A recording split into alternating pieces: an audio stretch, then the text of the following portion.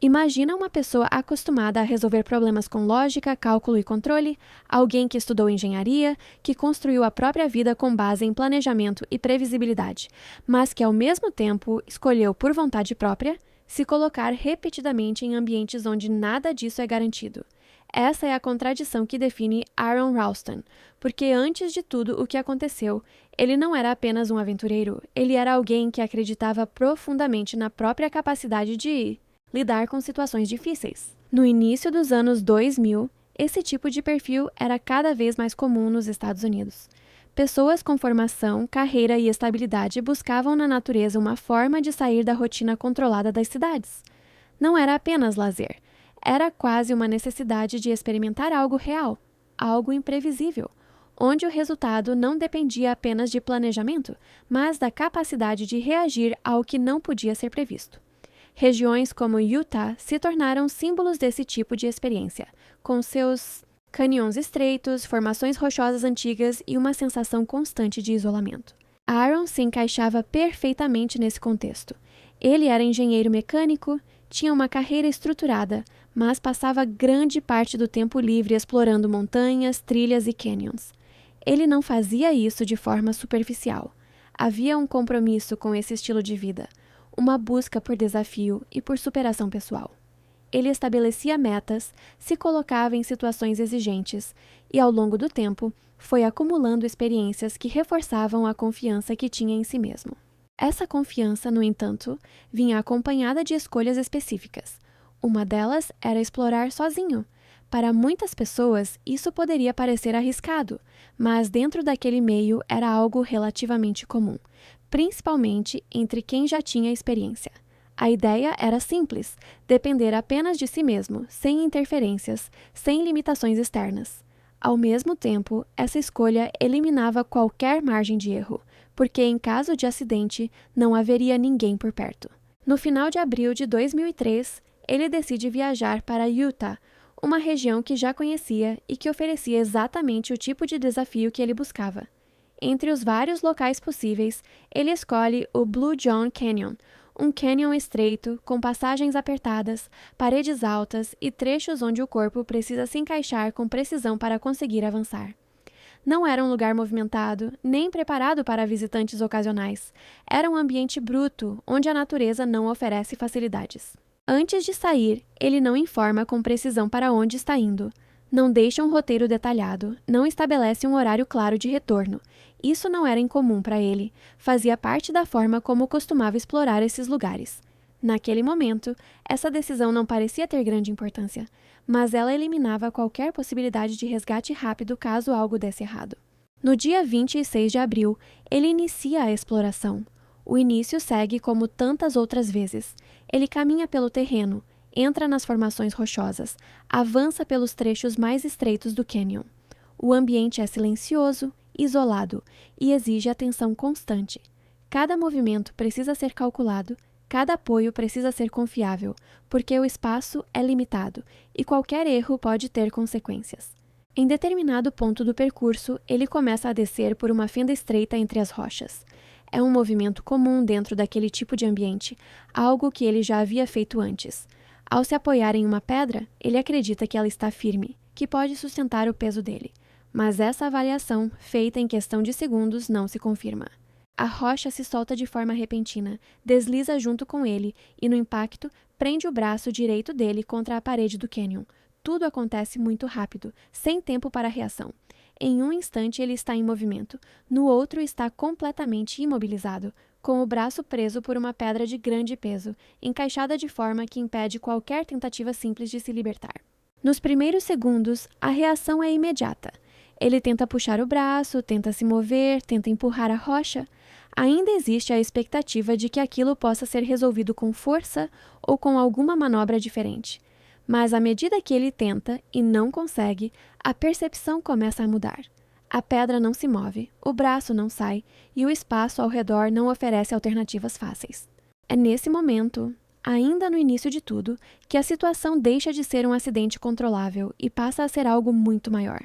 Ele está sozinho, em um lugar isolado, sem comunicação, com o braço preso de forma completa, e sem saber ainda quanto tempo aquilo vai durar, Começa ali uma sequência de acontecimentos que não depende mais apenas de força ou técnica, mas da capacidade de resistir, pensar e tomar decisões sob uma pressão extrema.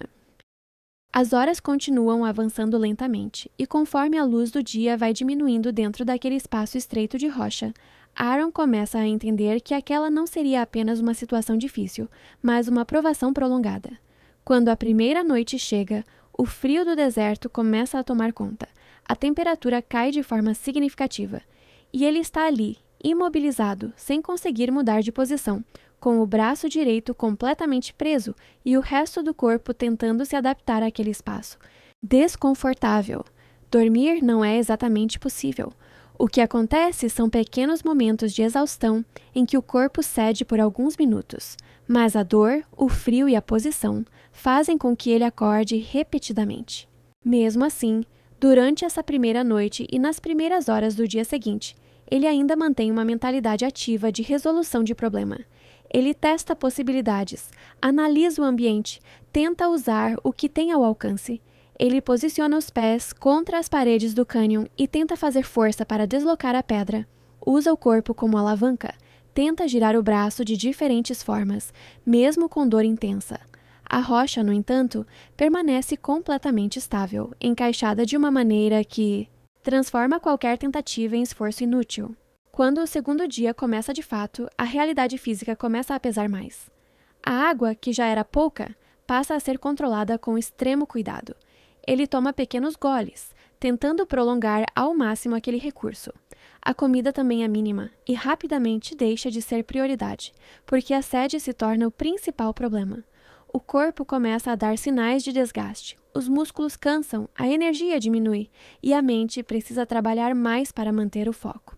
O braço preso passa por mudanças evidentes. O inchaço aumenta, a pele fica esticada e a dor se mantém constante, uma dor profunda, que não desaparece. Ao mesmo tempo, a posição forçada começa a afetar o restante do corpo, causando desconforto nas costas, nas pernas e no pescoço.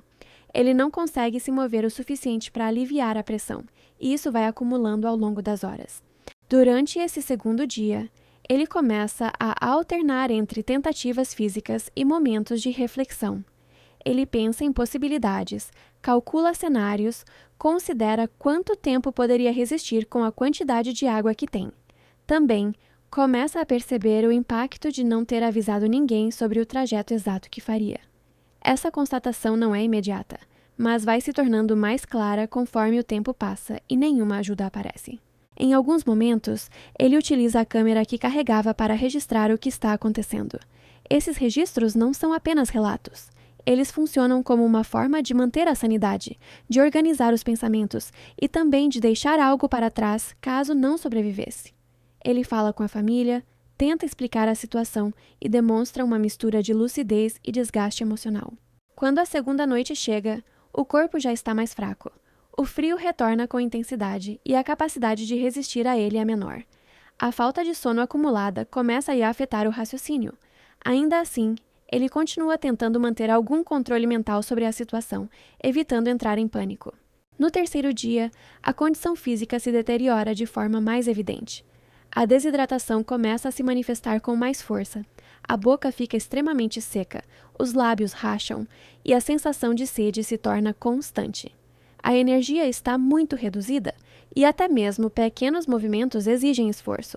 O braço preso começa a perder sensibilidade em algumas áreas, enquanto em outras a dor ainda é intensa.